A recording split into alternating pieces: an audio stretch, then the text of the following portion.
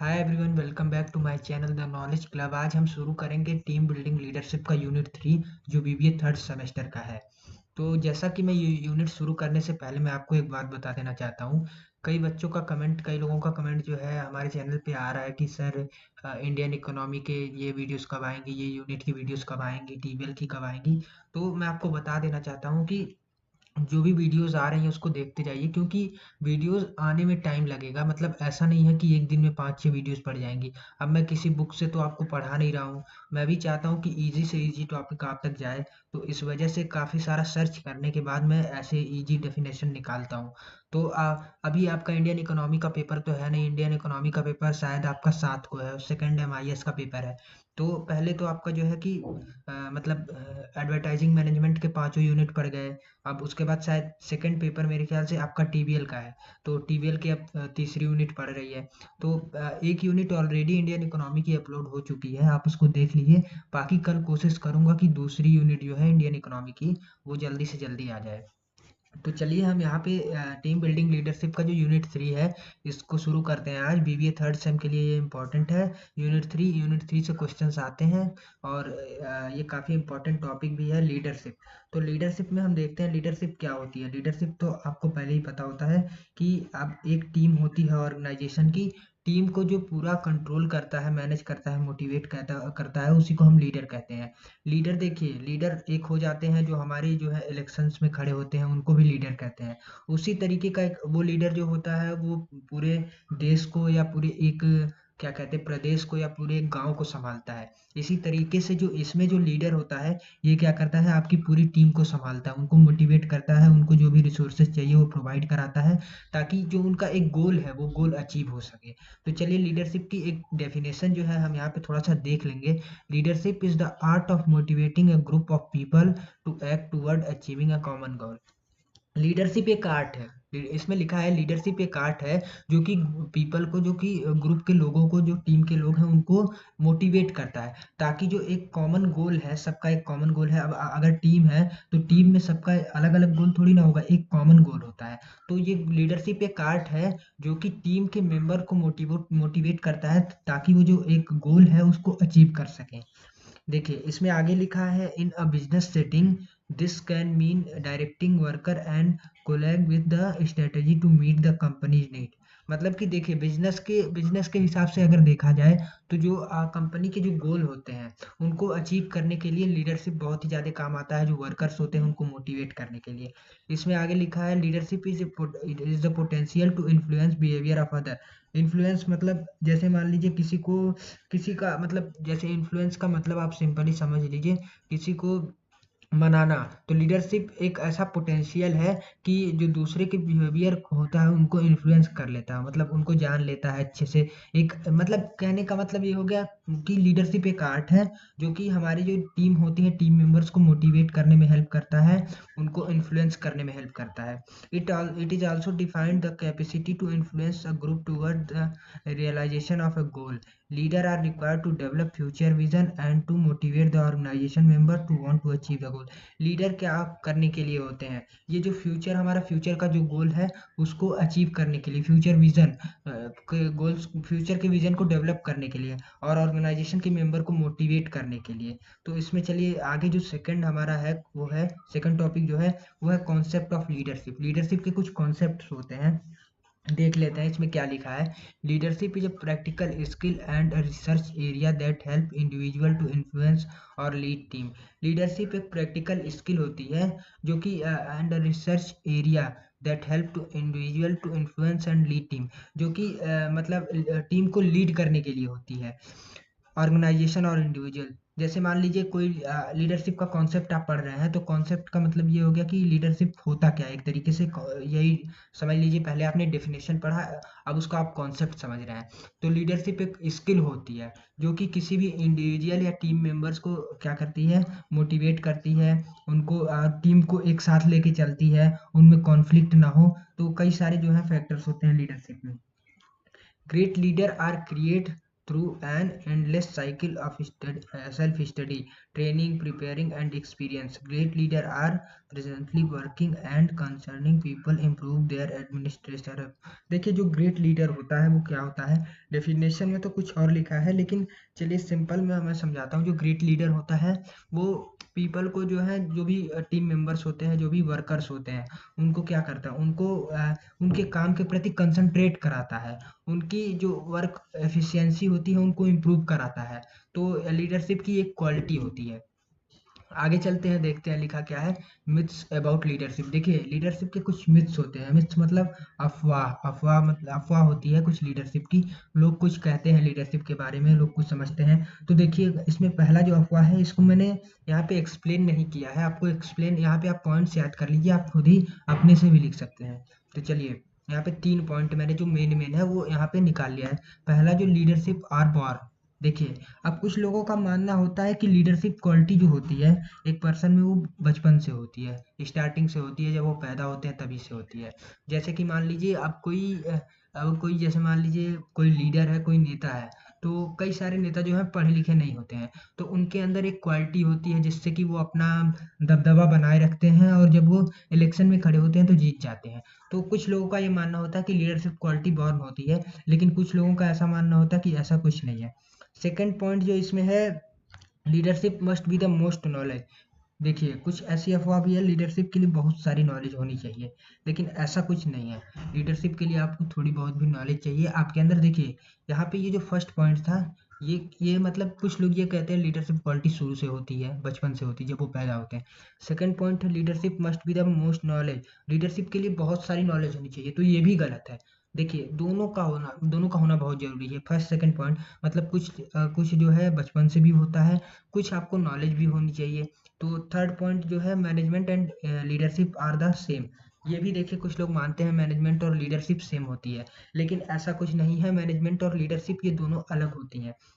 जैसे कि मान लीजिए लीडरशिप क्या करता है, आपको मोटिवेट करता है, आपके टीम मेंबर्स को मोटिवेट करता है, उनके बीच में कॉन्फ्लिक्ट ना आए, और टीम मेंबर्स को काफ़ी सारी चीज़ों का इन्फ्लुएंस करता है, और काफ़ी सारी चीज़ें प्रोवाइड करता है। लेकिन मैनेजमेंट क्या करता है, सिर्फ चीज़ों को मैनेज करता है। तो लीडरशिप और मैनेजमेंट कभी सेम नहीं हो सकते, ये भी एक मिथ्स है। उसके बाद हम चलते हैं कंपोनेंट ऑफ लीडरशिप। लीडरशिप के कुछ कंपोनेंट होते हैं।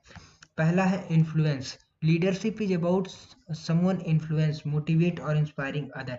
लीडरशिप क्या होता है, जैसे मान लीजिए यहाँ पे ऊपर लिखा था, एक मिनट, एक मिनट।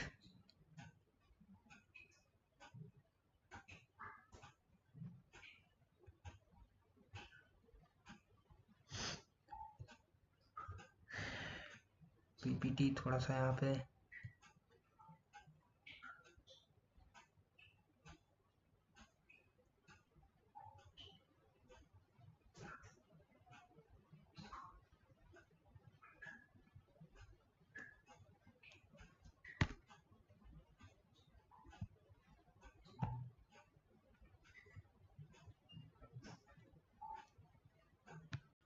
तो चलिए हम देखेंगे कंपोनेंट ऑफ लीडरशिप। लीडरशिप के कुछ कंपोनेंट। तो यहाँ पे देखिए इन्फ्लुएंस। इन्फ्लुएंस का ये जो पहला पैराग्राफ है इसी में सब कुछ लिखा है। तो इन्फ्लुएंस की सबसे पहले आप मीनिंग जान लीजिए। इन्फ्लुएंस की मीनिंग क्या होती है? इन्फ्लुएंस की मीनिंग हो जाती है आपका प्रभाव डालना। आप जब इन्फ्लुएंस करना मतलब कि किसी के ऊपर अपनी जो है अपने नेचर से प्रभाव डालना। तो लीडरशिप क्या होता है? Leadership is all about someone influencing motivating और इंस्पायरिंग अदर। मतलब कि लीडरशिप वो होता है कि जब आप किसी को मोटिवेट कर सके, किसी को इंस्पायर कर सके, किसी के ऊपर अपना प्रभाव डाल सके, तो उसी को हम लीडरशिप कहते हैं।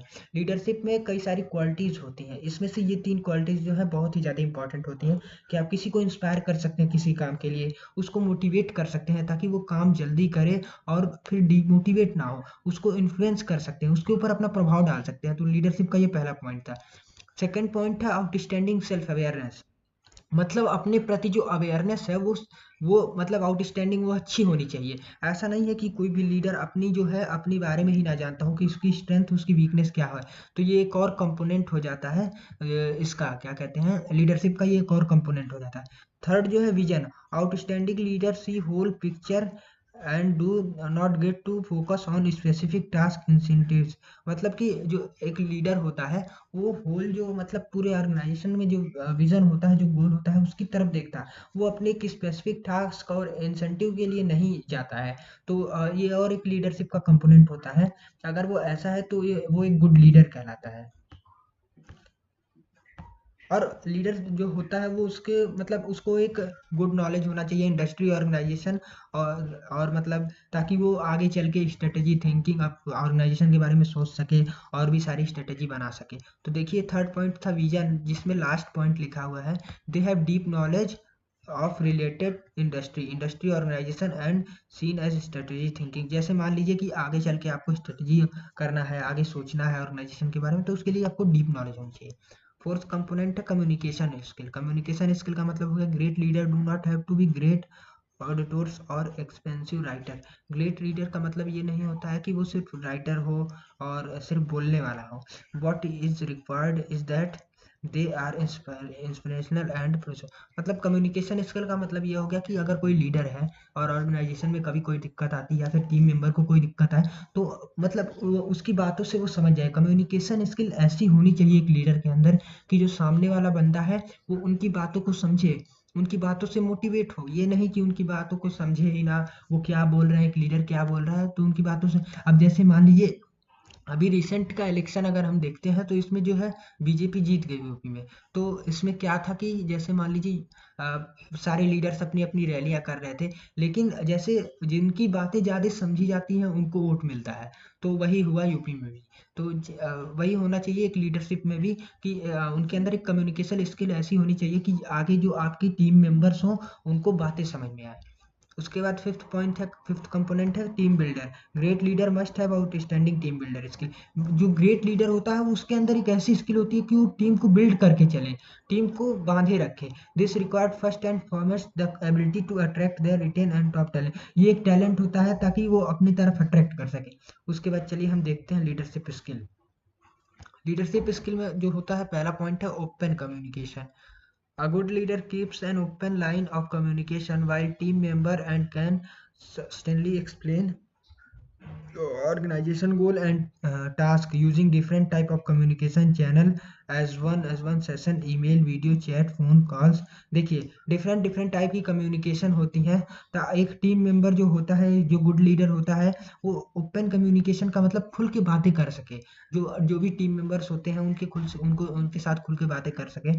ऐसा नहीं है कि अगर उसको कोई दिक्कत आ रही है या फिर टीम को कोई दिक्कत आ रही है तो वो उनसे बात ना कर सके। इससे प्रॉब्लम्स क्या होती हैं और भी बढ़ती जाती हैं।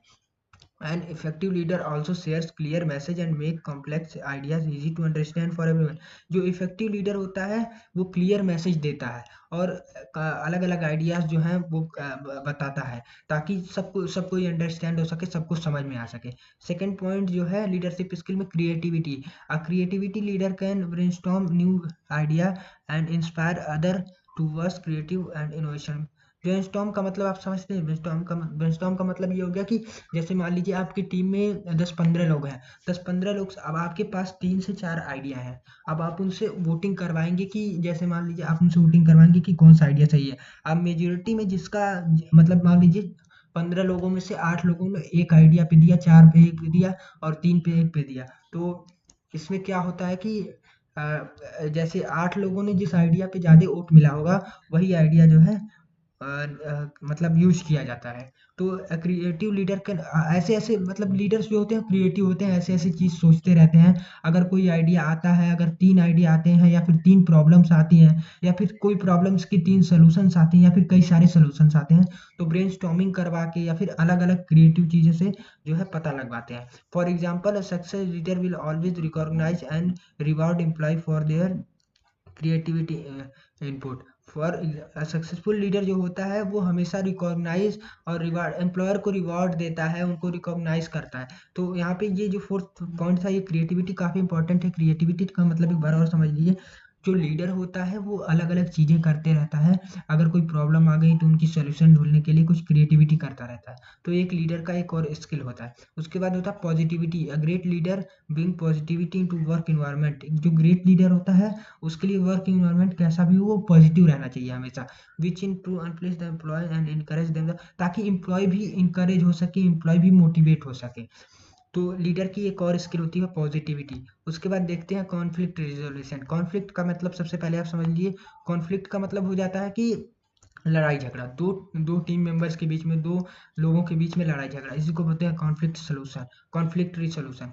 तो पॉइंट यही है, इसका देख लेते हैं। Great leader not only know how to avoid conflict in the work place but can also resolve them in an efficient and timely. ग्रेट लीडर वो नहीं होता है कि अगर दो लोगों के बीच में कॉन्फ्लिक्ट हो गया तो उनको अवॉइड करके वहां से चला जाए। ग्रेट लीडर वो होता है जो उनको रिजॉल्व कर सके, उनको सॉल्व कर सके अच्छे तरीके से, इफिशियंट वे में और टाइमली मैनर, मतलब टाइम से। तो ये 5 आपकी स्किल्स हो जाती हैं, लीडरशिप स्किल्स। इसमें जो पहला था ओपन कम्युनिकेशन। ओपन कम्युनिकेशन मतलब लीडर को खुल के बात करनी चाहिए। सेकंड पॉइंट जो होती है क्रिएटिविटी, अलग अलग तरीके से जो है यहाँ पे क्रिएटिविटी होनी चाहिए। अगर कोई भी प्रॉब्लम्स आ जाती हैं, कोई भी आइडिया होते हैं तो ब्रेनस्टॉर्मिंग करके या फिर कोई और अलग चीज़ों से, मतलब लीडरशिप क्रिएटिविटी करता रहे। तीसरा चीज़ पॉजिटिव, हमेशा पॉजिटिव रहना चाहिए ताकि जो एम्प्लॉय हैं, जो भी टीम मेंबर्स हैं वो भी पॉजिटिव रहें। कॉन्फ्लिक्ट रेजोल्यूशन मतलब, कॉन्फ्लिक्ट रेजोल्यूशन का मतलब कॉन्फ्लिक्ट आ जाए तो किसी के बीच में लड़ाई हो जाए तो ये नहीं कि उनको अवॉइड कर सकें, उनको और भी इफ़िशिएंटली उनको सॉल्व करें, उनको टाइमली मतलब जल्दी से जल्दी सॉल्व करें ताकि और काम आगे हमारा बढ़ सके। उसके बाद देखिए ये यहाँ पे है बिल्डिंग टेक्निकल कॉम्पिटेंसी। ये हमने जो है CCSU की वेबसाइट से ये नोट्स उठाया है, तो आप चाहें तो वहाँ पे देख सकते हैं। चलिए यहाँ पे देखते हैं बिल्डिंग टेक्निकल कॉम्पिटेंसी क्या होती है। Almost every industry is build on small but essentially foundation of technical knowledge and skill. Without such technical knowledge and skill not only would individual campaign exit, entire industry would not exist. देखिए building technical competency मतलब कि जो भी industries आज के समय में small से लॉन्ग हो गई, अगर बिल्ड हो रही हैं तो वो एक टेक्निकल बेस पे बिल्ड हो रही हैं, उनमें एक टेक्नोलॉजी का यूज होता ही होता है।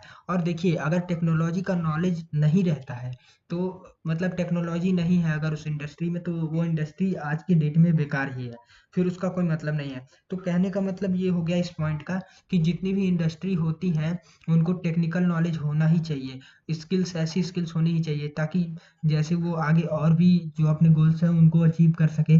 अब जैसे मान लीजिए आप हायरिंग करते हैं, रिक्रूटमेंट और सिलेक्शन का जो पॉइंट आपने पढ़ा होगा, रिक्रूटमेंट करते हैं तो उसमें जो बंदे आते हैं पहले सबसे उनका सबसे ज़्यादा मेन पॉइंट यही होता है कि स्किल के बाद कि आपको टेक्निकल नॉलेज कितनी है। तो ये जो इसमें पॉइंट है टेक्निकल नॉलेज, ये काफ़ी इंपॉर्टेंट रखता है।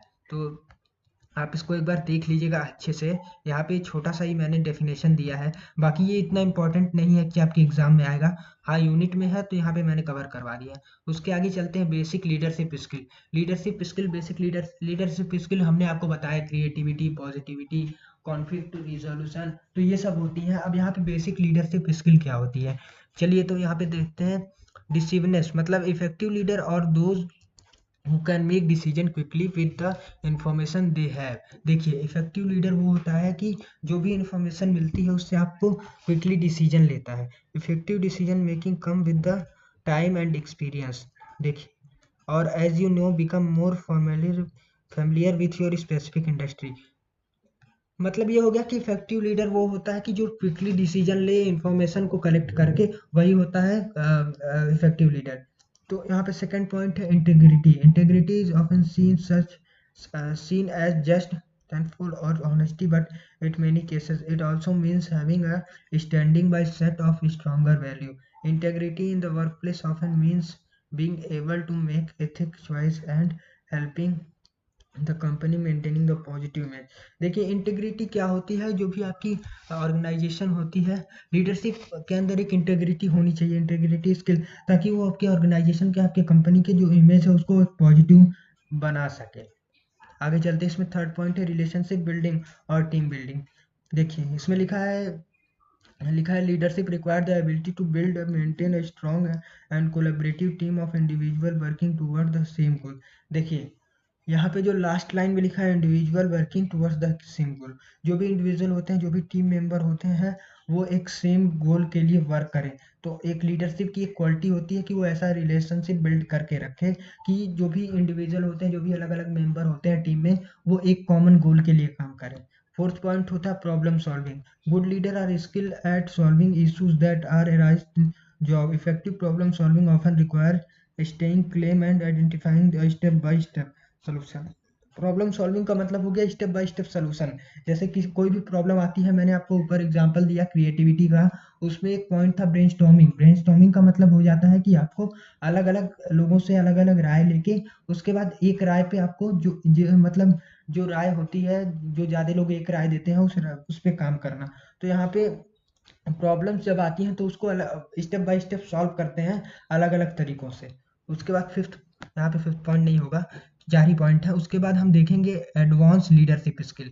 देखिए पहले आपने पढ़ा लीडरशिप स्किल, उसके बाद यहाँ पे था basic leadership skill. Basic leadership skill मतलब लीडरशिप होनी ही क्या चाहिए, बेसिक मतलब हल्का फुल्का क्या होना चाहिए, तो ये हो गया। उसके बाद हो गया एडवांस, मतलब हाई लेवल पे अगर कोई लीडर है तो उसकी स्किल क्या होनी चाहिए, advance leadership skill. Build high performance team, मतलब एक ऐसी टीम बिल्ड करे जो हाई परफॉर्मेंस दे सके, एक हाई जो बड़े से बड़े गोल को अचीव कर सके। Build trust and increase productivity, एक ट्रस्ट बना सके, एक ऐसी टीम जो ट्रस्ट बना सके और इंक्रीज प्रोडक्टिविटी, जो आपकी प्रोडक्टिविटी है उसको इंक्रीज कर सके। Help employ adapt to change, employ को एक लीडर जो है एम्प्लॉय को हेल्प कर सके ताकि वो जो है मतलब अगर वो कोई भी दिक्कत में है तो वो मोटिवेट कर सके, और भी सारे जो है फैक्टर्स हैं इन्फ्लुएंस कर सके।